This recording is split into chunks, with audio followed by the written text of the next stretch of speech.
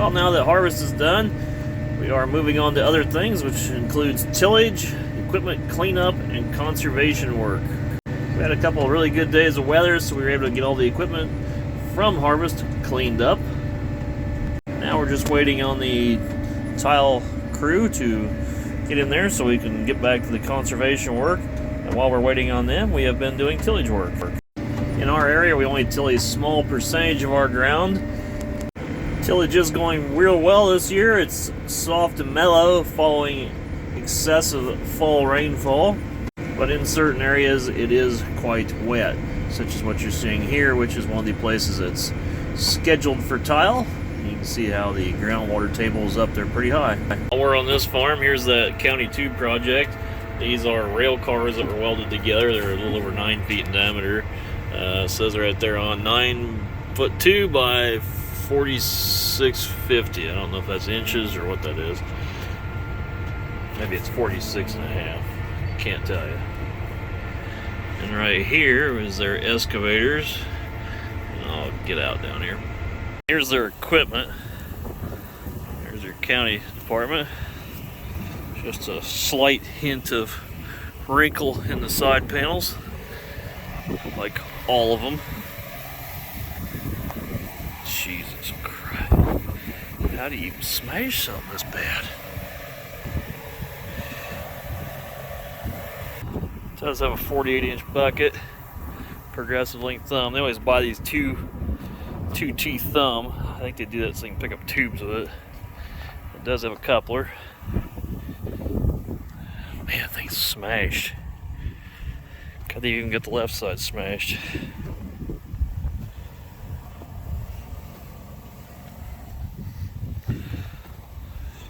Let's see how bad. Oh my God. Let's look at the 323F. This is a newer machine they have. Also smashed. Mirror is tore off, removed up there. Slight abrasion. Smashed quarters.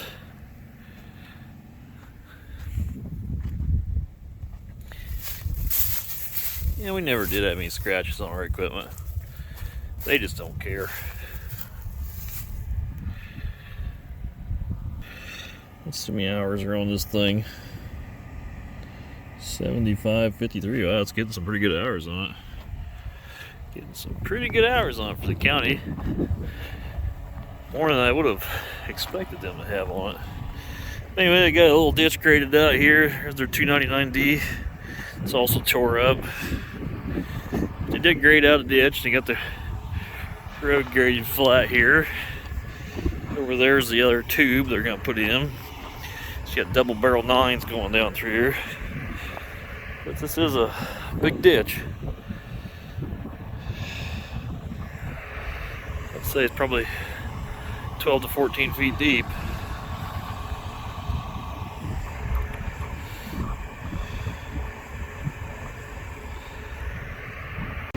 This is a 2021 8R 280, 7000 and the 8000 series, which is now the 7R and 8R, have the same cab. The 9R also has the same cab, with the exception of a different doorway and a box below the doorway.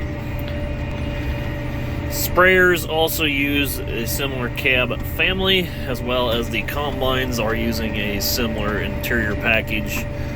John Deere cuts costs by utilizing the same seats and other controls throughout the different series. If you guys follow the videos, you heard me talk about the 6120M that we have on a 6000 series tractor. They have the 6E, which is basically a 5. They have the 6M, which we have. It's been showcased on the channel. And they have the 6R series. The 6Ms have a steering column more like the larger tractors, and they have the corner post display. The 6Rs do not have a corner post display, but they do gain the better console on the seat with the display on the console as an option. In turn, their gauges are a gauge cluster that goes up around the steering column, and I'll see if I can sketch something in here. John Deere did just unveil a new 6R series, I believe only in select model sizes.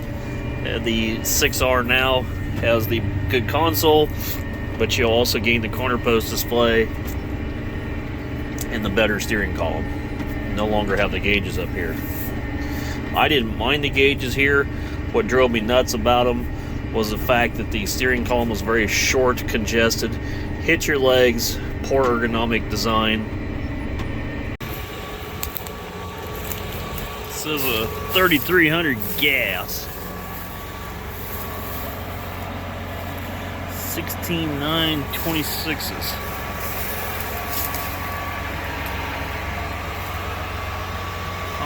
Drive from the rear. Looks to me like it's springs down there on the throat. There's the fan speed adjuster. Yeah, these were a little different because these had an auger that came off the straw walkers there. You can see them, 3 walkers. Those augers go all the way down the front. Seals are about 2.5 feet wide or so. You can see where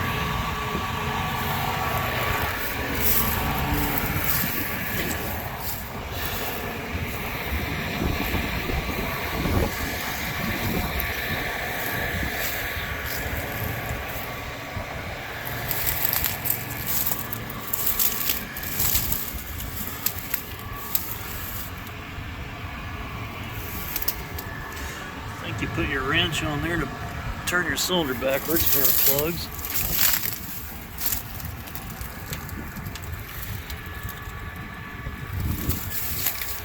.244 head.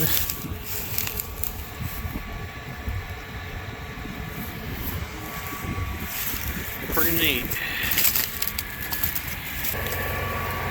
A good set of stairs. I won't go up in his cab, but you can see the cab there. Huh, I didn't realize these cassette opens up. Interesting.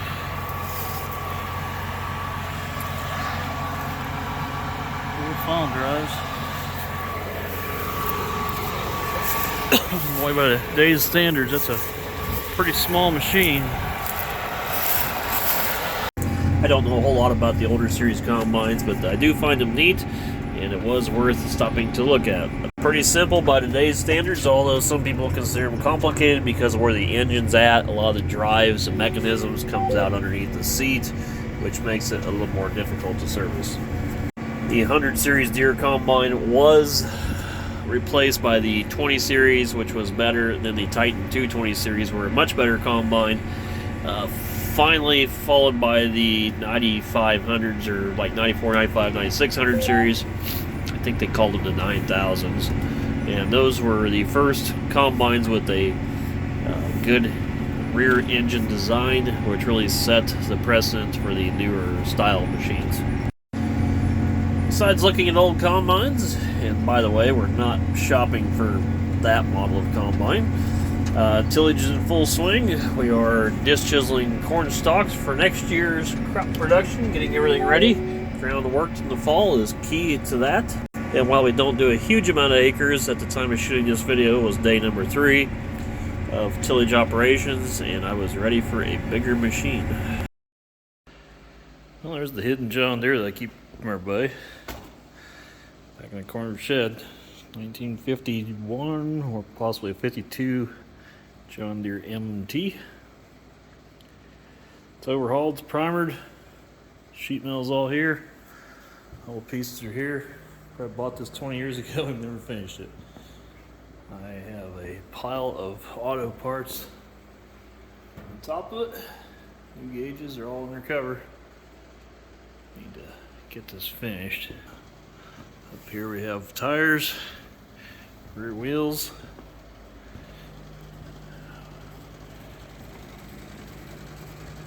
front end. Sheet metal needs to go to the auto body shop, and then the tractor can get finished. All the blue irons for the 79 Chevy that I've also never finished. The only thing that needs to be done is the cab. I either need to finish that or sell it.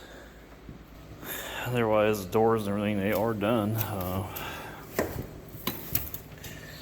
can see my handiwork there.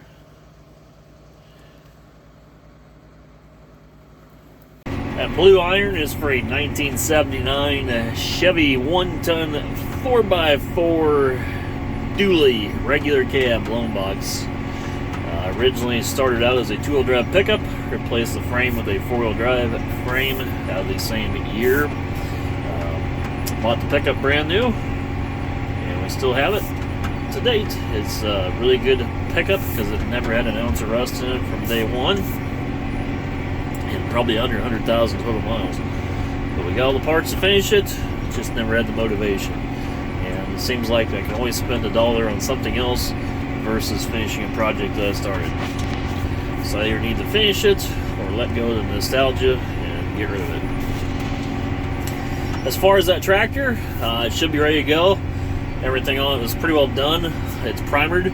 What we need to do is get it out of storage, get it cleaned up, get a few things finished on it, use it with the primer a little bit, make sure that everything that we mechanicked on is sound, then paint it. Meanwhile, the paint work on the tin needs to go to an auto body. That's beyond my skill level to redo that. So that work needs to go to an auto body to be completed, and then we can do final assembly and then probably return it back to the corner. That's about the way those projects work. The MT tractor was a two-cylinder. The two cylinders went up and down instead of flat, and they were a foot clutch. The replacement model of that was a 40, and then they had the 420s and I believe a 430. Neat little tractor. Remember driving it around years ago. Like I say, we tore it down and just never really got back to it. That's the hidden deer though that I talk about, and that's one I would like to get done.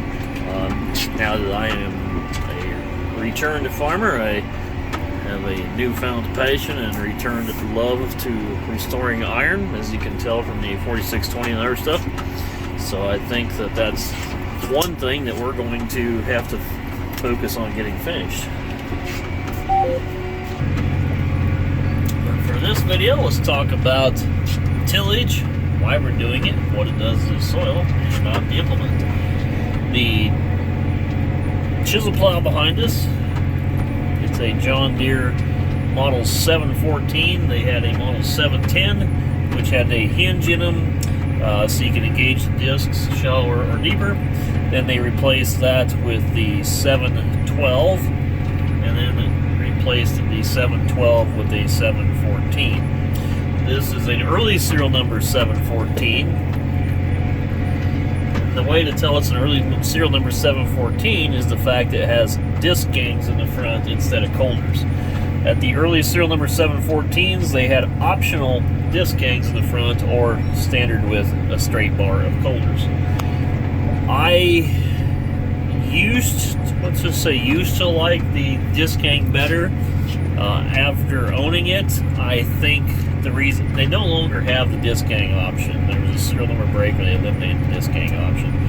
I think the reason they eliminated it, discs do not cut material. I mean, they do, but they tend to push it together.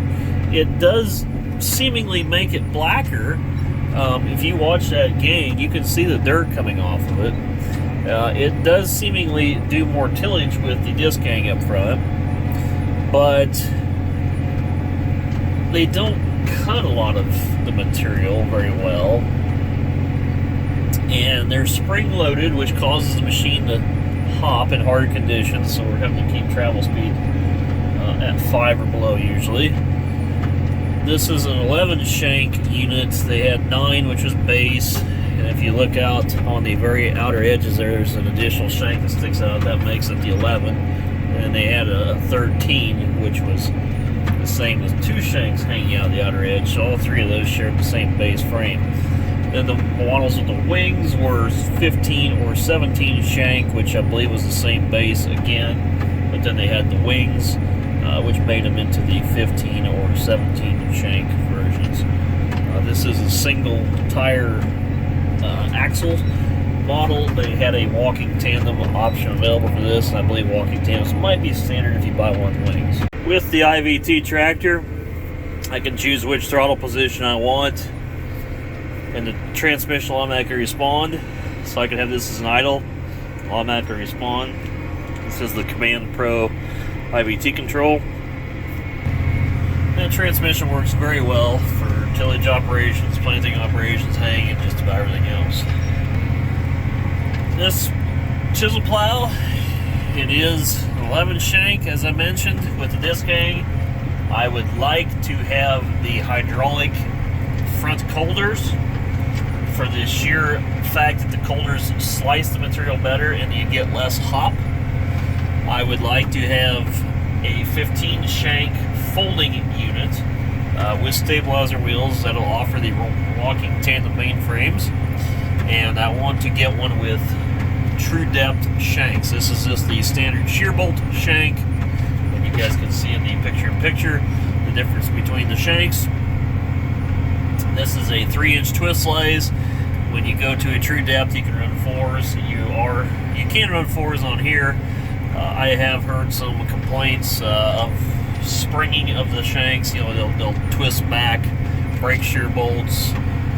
They just don't have enough force on them, or the true depth have a much better anchoring system. And we do have some places on our farm that have rock, or we'll tear trees out with a dozer and won't go ahead and smooth up. You catch a root, a true depth will just pop out of the ground and pop back. If I could get away with it, I would run Glencoe points, which are like 4-inch twist lays, same twist lays that's what we used on here, except it's a 2-piece unit. It's what they call a frog. You can replace the bottom cutting tip of the lay. And if you guys go back in the video log, you can see I did have a Glencoe soil saver chisel plow. I think it was 15 shank. We sold that to a neighbor. It was a good machine, but my biggest complaint to the Glencoes were the amount of clearance the shanks had. They were just an old standard chisel plow shank, and they did not have a lot of clearance. But it did work really well. I like the John Deere's because you can get parts at John Deere, although probably one of the best brands on the market right now would be the Landall, I believe, 2100 series. Most of our acres are no-till. We are doing a select few acres for corn on corn production. If you are in continuous corn, the second year from corn on corn can be a yield drag, but then following, the yields actually return to normal or above normal. We don't normally do tillage operations on our farm. Generally speaking, we're no-till. And if we had like a 2660 vertical tillage tool that would have multi-degree gang angles and cut the material, we would go that route, which would allow planters to engage the ground properly. It would allow the anhydrous toolbar to engage the ground properly, but we do not have a 2660 or any vertical tillage tool for that fact, so we're going the next best route, which is using the chisel plow that we have to get dirt on the material, cut up the material, and allow some breakdown of the cellulose that's already here. When you open up the ground, you basically are losing organic material. You're allowing oxygen to enter the ground. So if you've been no-till a long time and maybe you're seeing a yield drag and you do tillage, all of a sudden your yields will go to the roof. That's really not because of the tillage. That's because you're introducing oxygen, which allows microbial bacterial to start turning all the organic material into it's an all-you-can-eat buffet for them, and they'll break down that organic material quite quickly. As you continue north, we are in southern Iowa, southwest Iowa to be exact. But as you continue north, like into Minnesota, you get a less time before freeze out. So when you open up that ground, even though you're burying a lot of the residue, it doesn't break down as quick because those microbes don't have as much time to eat it up. If you were in, say, southern Missouri or Kentucky, and you did tillage in October or early November, you're going to see a lot more organic material disappear because they're going to have more time to eat that material. So while you are burning a certain amount of organic material, for us, what we're doing is because of cost. This ground produces very well on corn on corn production, and because of the return on investment for that particular crop is why we're choosing to utilize these acres. It's just a good solid business plan to utilize this particular ground in a corn on corn production scenario. Now if beans were $14 to $17 range, we would probably change that. But the current bid the other day was cash, I think $11.97 next fall, with all you could do would be a hedge to arrive contract for anything January or after. I think they're only offering October, November delivery, and that was it. If you guys watched the other channel, you know that I did talk about some corn head rolls on there. These are the chopping rolls, and they chewed the material up very, very well. Last year we were running a different roll on the old corn head, and there's a big difference between what I'm seeing go through this tillage tool this year versus last year. I'm really impressed with the way it chewed the material up. Once we get our stock stompers on that head next year, and once we get everything synced up with those corn heads, it's going to work great. We can go out and combine, which you have to combine anyway. So we can go out and combine. The header will chew it up, the stock stompers will lay it out, and by spring we're going to see the same results as if we'd ran a $100,000 vertical tillage tool through the ground. So because we are no-till, we are probably planning on staying no-till. As I said, you have to combine, so you just well use your combine to essentially do your tillage, get the best return and bang for your buck. And I definitely think we're on the right path to do that with what we're doing so far for corn head enhancements kits and stuff like that. Now we always do a little bit of tillage.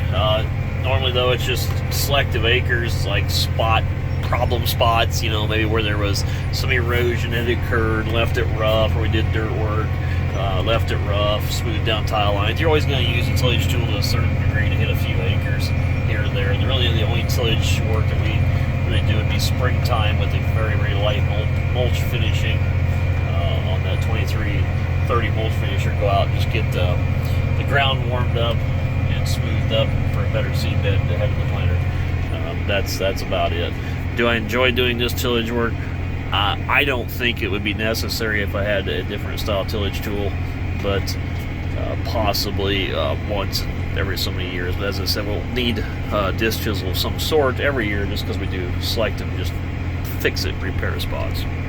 And yes, you can over chisel plow, causing a hard pan issue or other problems in your soil. So rippers are good occasionally, and honestly you can even over rip. And there's a lot more that goes into all the formulas of organic material versus fertilizer, and different ways to figure things. A lot more than I'll put into this video.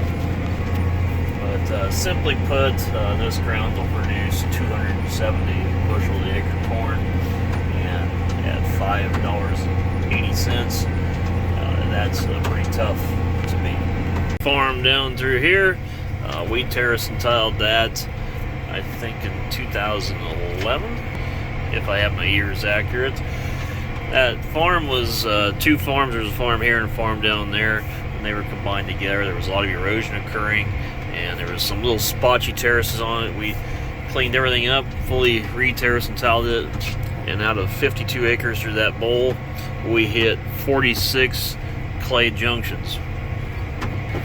We do not run tile plows in this area because of that.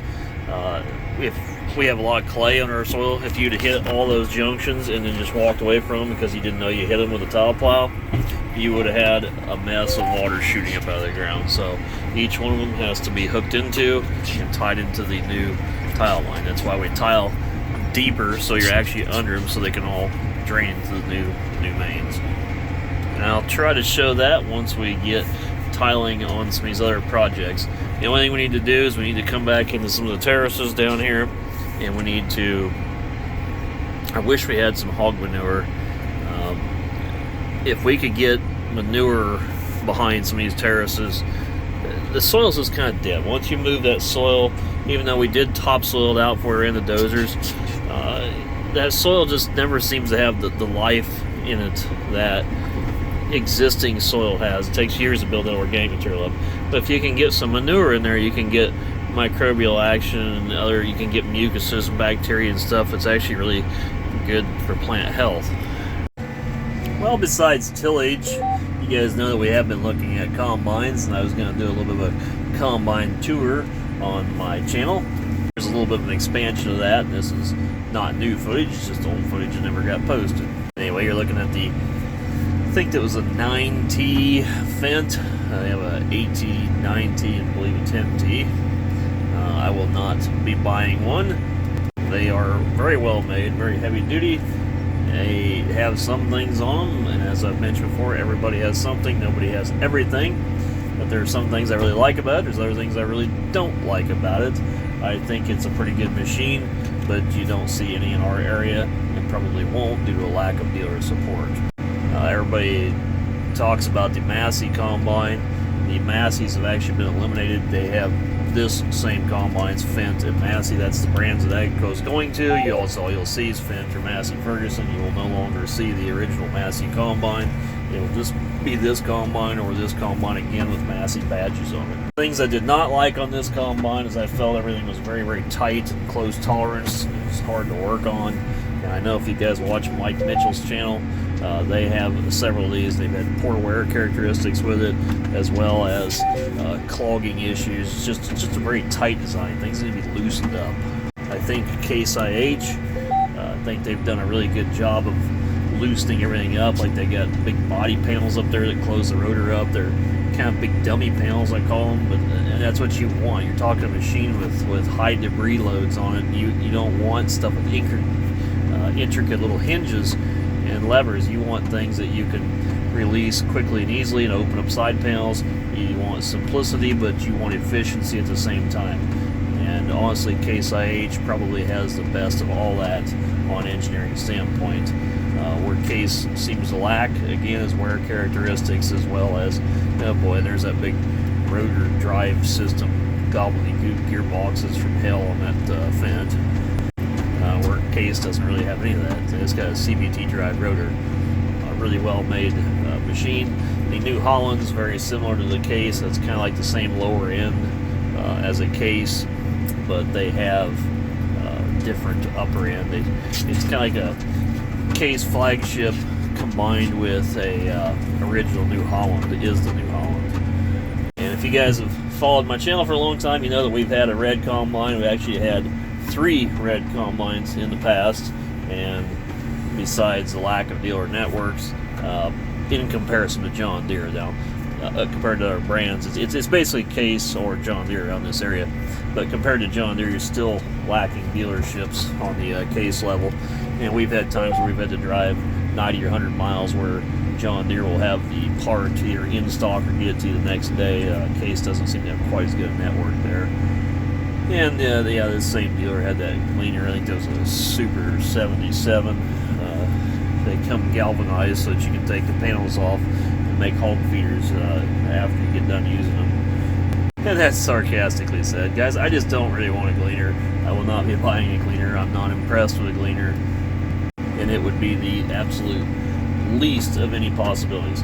The only gleaners I actually really liked and really kind of found fascinating for their time series, and there was a lot of them around this area, was when Alice Chalmers was around. They had the L's series, a lot of L's. There was some M's in the area. The L was the biggest. I think it competed with like a 7700 or 7720. But you're talking old cylinder combine. I mean, everybody's cylinder combines. these international cylinder combines, John Deere, Gleaner, and I really think that the Gleaner is one of the better ones.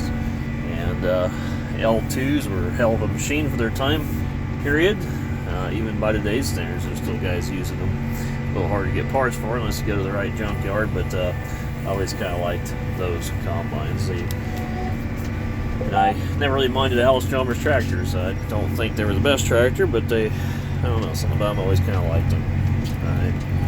But I like all tractors to a certain degree.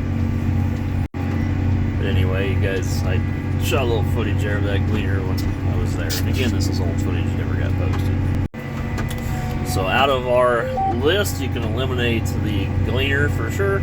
You can also, I eliminate the Fent. I did not shoot footage of a Kloss, and I will try to find one. If I can find one in our area, I'll try to shoot some footage. But I'm just not going to get Kloss ears, because again, there's no dealer network. And it's a complicated story. Maybe I'll share it in a different video about the history between AGCO and Caterpillar, and how the Caterpillar dealerships became selling AGCO, blah blah blah.